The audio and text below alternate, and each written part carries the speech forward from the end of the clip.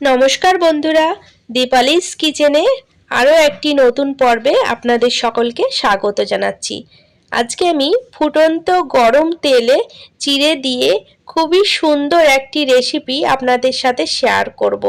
এই রান্নাটি হয়তো অনেকেই জানেন, আবার অনেকেরই অজানা। তো পুরো ভিডিওটা দেখার জন্য অনুরোধ রইল। পুরো ভিডিওটা দেখুন। ভিডিওটি ভালো লাগলে অবশ্যই একটা লাইক করে দেবেন, কারণ আপনাদের একটি লাইক আমার কাছে অনেক মূল্যবান। আর আমার সাথে থাকার জন্য চ্যানেল সাবস্ক্রাইব করে বেল নোটিফিকেশনটা অবশ্যই অন করে রাখবেন, তাতে আমি যখনই নতুন ভিডিও আপলোড দেব তার নোটিফিকেশন আপনারা সকলের প্রথমে পেয়ে যাবেন। আর ভিডিওগুলোও কিন্তু সময় বুঝে দেখে নিতে পারবেন। তো বন্ধুরা, এই রান্নাটি করার জন্য এক বাটি চিড়ে নিয়েছি।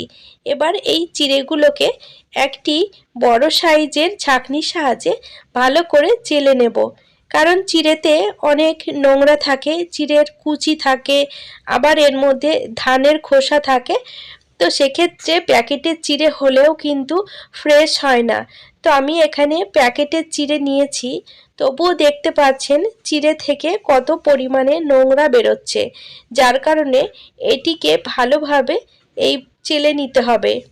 তো বন্ধুরা, দেখতে পাচ্ছেন এখানে এক বাটি চিড়ে থেকে কত নোংরা বেরিয়েছে।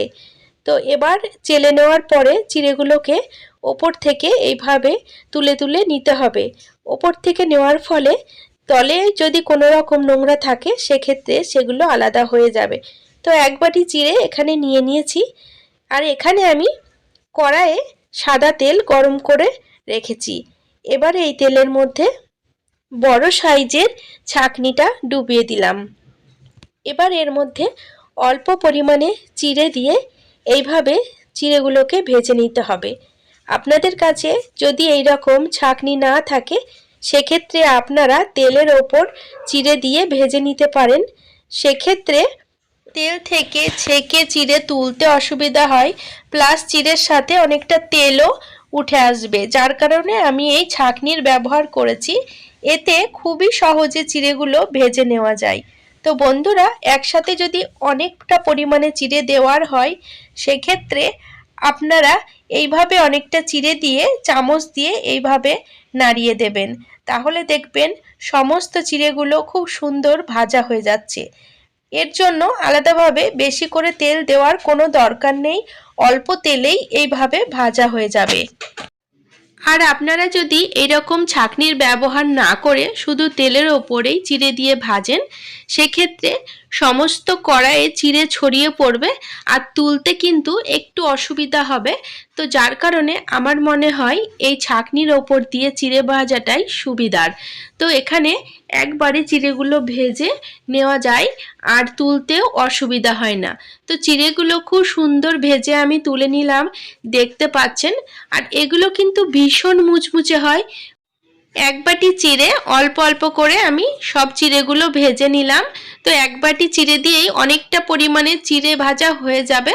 তো এখানে আমি ছাঁকনিটা আবারও তেলের মধ্যে দিয়ে দিচ্ছি। এবার 8 থেকে 10টা কাজু দুই ভাগ করে এর মধ্যে দিয়ে দিলাম।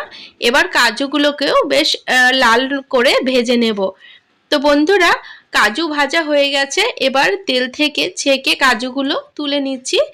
এবার এর মধ্যে বাদাম দিয়ে দিচ্ছি। তো বাদামগুলোকেও আমি লাল করে ভেজে নেব। তো বন্ধুরা, এখানে আপনাদের পছন্দের জিনিসগুলো দিয়ে ভেজে নিতে পারেন। এখানে কারি পাতাও দেওয়া যায়, কিন্তু আমি আর কারি পাতা দিইনি। আর এখানে ছাঁকনিটা আমি আবারও তেলের মধ্যে দিয়ে দিচ্ছি। এবার 2টো শুকনো লঙ্কা দিয়ে ভেজে নিচ্ছি। এর স্বাদ বাড়ানোর জন্য আপনারা আপনাদের পছন্দ মতো জিনিসও দিতে পারেন, সেক্ষেত্রে ভেজে দিতে হবে। তো বন্ধুরা, এখানে লঙ্কাগুলো ভেজে নেওয়ার পরে এই যে দেখতে পাচ্ছেন ছোট বাটির এক বাটি চিড়ে দিয়ে কিন্তু অনেকগুলো চিড়ে ভাজা হয়ে গেছে। আর চিড়েগুলো কতটা মুচমুচে হয়েছে আপনারা হয়তো বুঝতে পারছেন। এইভাবে চিড়ে ভেজে কিন্তু বিকেলে চায়ের সাথেও খাওয়া যায়, আবার কিন্তু সকালেও খাওয়া যায়। আবার কোনো জায়গায় যাওয়ার হলে সেক্ষেত্রে 2-3 দিনের রাস্তা হলে আমরা ভেবে পাই না কি নিয়ে যাব, তখন এইভাবে চিড়ে ভেজে কিন্তু আপনারা নিয়ে যেতে পারবেন, খুবই ভালো হবে। তো এই চিড়ের মধ্যে কিন্তু আমি ভেজে রাখা কাজুগুলো দিয়ে দিচ্ছি আর ভেজে রাখা বাদামগুলোও দিয়ে দিচ্ছি। এবার এর মধ্যে ভেজে রাখা লঙ্কা দুটো দিয়ে দিচ্ছি। এবার লঙ্কা দুটোর বোটা ছাড়িয়ে নিয়ে বেশ লঙ্কাগুলোকে হাত দিয়ে ভালোভাবে ভেঙে এইভাবে চিড়ের সাথে মিশিয়ে নেব।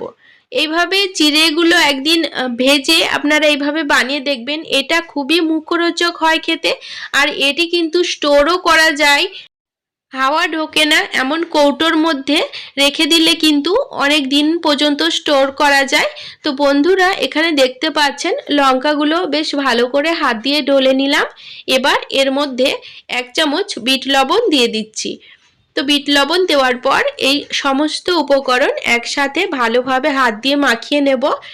তো এই রেসিপিটা আপনারা একদিন বাড়িতে বানিয়ে দেখুন। অল্প পরিমাণে চিড়ে দিয়ে কিন্তু পুরো পরিবারের মুখরোচক টিফিন বা নাস্তার রেসিপি তৈরি হয়ে যাবে, যেটা সকলেই পছন্দ করবে। এটি খেতে কিন্তু দুর্দান্ত হয় বন্ধুরা। বাড়িতে ছোট বড় সকলেই কিন্তু মুখরোচক জাতীয় জিনিস খেতে চায়। তখন আমরা অনেক সময় ভেবে উঠতে পারি না যে কি বানিয়ে দেব। তো সেক্ষেত্রে আপনারা এটি বানিয়ে দিন, ছোট বড় সকলেই খুব মজা করে খাবে। আর এটি একদম নতুনত্ব একটি রেসিপি। আবার বাড়িতে অতিথি এলেও কিন্তু আপনারা এটি বানিয়ে দিতে পারেন। এটি যে খাবে সেই কিন্তু খুবই মজা করে আনন্দের সহিত খাবে।